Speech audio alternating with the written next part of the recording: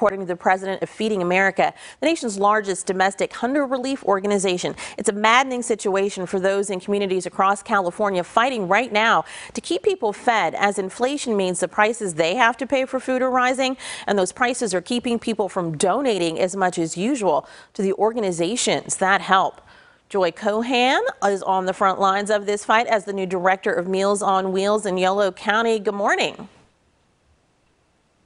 Good morning. How are you? I'm just fine. Thank you so much for joining us today. You Absolutely. all just got $10,000 from the Bayer Fund for your weekend food project. Tell us what this program does exactly, and in these tight times, what kind of difference does that size of a donation make? Absolutely. Thanks for asking.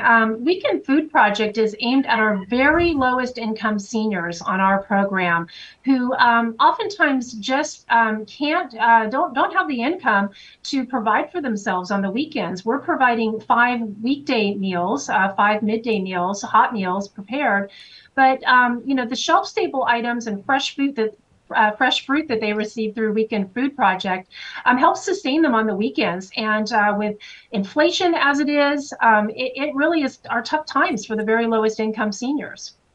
You provide daily meals for more than 480 seniors, which must require a lot of food, an incredibly expensive proposition for the organization during this inflationary time. How are you getting this food as the demand increases, or organizations like Yolo Food Bank helping? Well, we're having to be increasingly savvy about our sourcing of food. When I came to this organization, we had $25,000 a month food bills from a commercial provider.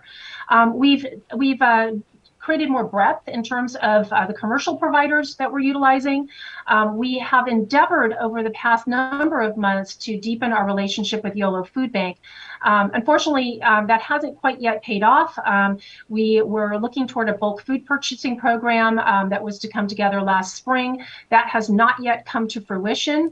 We're hopeful that we'll be able to access more food from sources like the food bank in the near future.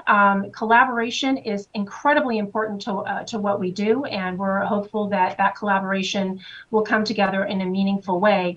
The food costs just skyrocketed on us at the same time that we're really focused on serving more seniors and doing so more nutritiously and more equitably here in the community. And have you been given any explanation as to why that bulk food program kind of has been stalled? We really have not. We've had some conversations recently to communicate how important it is to us to have such a program in order to extend what we're able to do to fight food insecurity amongst seniors in the community.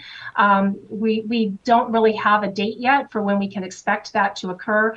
We also were hopeful to participate in the Emergency Food Assistance Program through Yolo Food Bank, which is a federal program, and that also has not yet come to fruition as we had hoped it would at the beginning of the summer. Lots of challenges there. Your agency has also been looking to expand through Operation Accelerate. What is that supposed to do in part of your whole constellation of all the offerings you have, and how is the status of help from the food bank playing a role in that?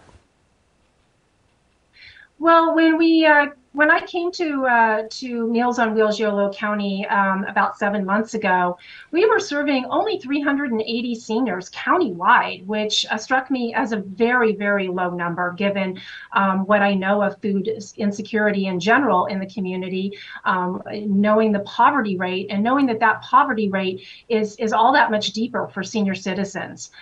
So Operation Accelerate was launched essentially to double what we do here in the first calendar year, really, that I'm here.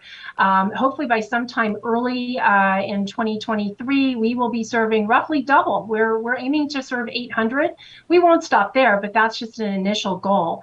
Obviously, it takes a lot of food to produce this number of meals on a weekly basis. And, to the extent that we can avail ourselves of high quality, fresh food, but low cost food at the quantities we need to receive it, that's what we need to do. And we're hopeful that partners, both for-profit and nonprofit, such as Yolo Food Bank, can come through for us in the months to come.